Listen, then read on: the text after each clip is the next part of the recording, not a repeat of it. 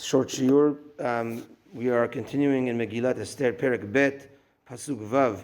We introduced Mordechai Tzaddik, and now it tells us about Mordechai. Asher hoglam Yerushalayim. He was exiled from Yerushalayim. Im hagola, with the exile. Asher hogleta, that was exiled. Im Yechonia melech Yehuda, with the king Yechonia, the king of Yehuda.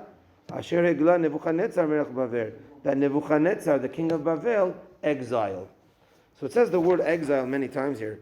Hogla, it says 3 times. Hogleta is the 4th time. So the 4 times is to remind us of the 4 galuyot, and also that at the end of the day, as the Midrash says, when Mashiach comes, the Chag Purim is still going to be, the other Chagim are going to be mitpatel, but Purim is still going to be around, and this is like all the galuyot are going to be remembered in the story of Purim. But it says the word Hogla 3 times.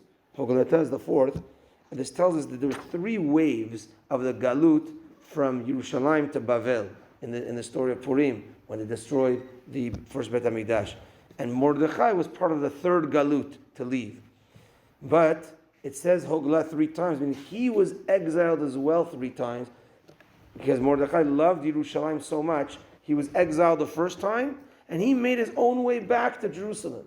He was exiled the 2nd time, he made his own way back to Yerushalayim, and then he was exiled the 3rd time as well. Unbelievable, his love for Yerushalayim. And he was, as the Pasuk says, he went with the king, meaning that shows also his gadlut, how great he was. And then the next Pasuk tells us that he had a cousin. Vahi omen et Hadassah, he took care of Hadassah. He Esther bat Dodo. She was Esther, the daughter of his uncle, his first cousin. Ki en la avaim, he took care of her because she had no father or mother. Ve'anara yefat toar v'yifat mareh, and this girl was beautiful. Ubmot avia ve'ima, and when her father and mother died, lekacha Mordechai lo levat. That's when he took her as a daughter. So some explanations as a daughter, he took care of her. Rashi says lo levat. Rashi says Rabotenu pirshu lebayit. He took her as a house, which was leisha, as a wife. It was his first cousin. So here the Gaon Mevilna explains Hadassah he Esther. So there's a machloket in the Gemara already. Was her main name Hadassah or was her main name Esther?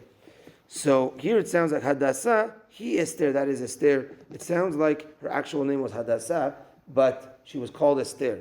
And the way he explains is Hadassah, she was called Hadassah at birth because Hadassah comes from the word Hadassim, the Hadassim, and those are good smelling, and also there's many connections to the Hadass and Tzaddikim in Tanakh.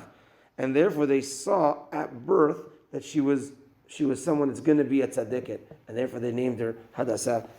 He Esther, because the word Esther comes from an Aramaic word Estahar, like the word Sahar, which is the moon, and they said that she was so beautiful they would call her Yafa Kalevana, as the Pasuk says, the Shir HaShirim. So she was beautiful like the moon, and that's why they called her Esther. Now she was Yefat Toar Vifat Mareh. 2 descriptions of beautiful. Yefat Toar is literally mean beautiful of the body, Yefat Mareh, and beautiful of looks. And he explains that there are 2 things in beauty, beautiful face and beautiful body. The meaning that the evarim are the right nice size, etc. He says, so too, this connects to a person that has mitzvot and midot tovot. A person that could have mitzvot, right? That's the midot. That's the lengths of a person's physical, and he does this. He checks. He does tefillin. He does this. He does the mitzvot. But does he translate that into midot tovot? Does he have a nice mareh? How does he look upon the people? Is he nice to people, etc.?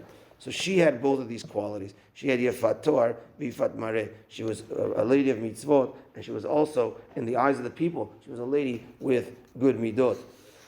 So the Pasuk, when it introduces Esther, tells us both of her qualities. But when they saw her, we're going to see it, they just keep on saying Yefat Mareh, Yefat Mareh. Good look, because that refers to, all they knew, the Goyim, was the midot tovot. She had very nice midot tovot. Of course, this connects to beauty as well, as the Gemara says, she was one of the 4 most beautiful ladies in the world, that for sure. But in the deeper way, with mitzvot and midot tovot. And just to end, the Gaon Mevilna explains that we said that that Mordechai is compared to the Neshama Tehora, and Esther is compared to the Guf Tahor, a new body, and like a Gilgul, because she is the second wife to Achashverosh. And it says here, Vahi Omenet Hadassah. Mordechai trained Hadassah. He raised her, also kind of trained her, took care of her. And this is the neshama is supposed to be over the goof, over the body. That the neshama is supposed to be the one training the body and harnessing the body to do the will of the neshama. That's that for today, and we will continue to learn about this unbelievable story.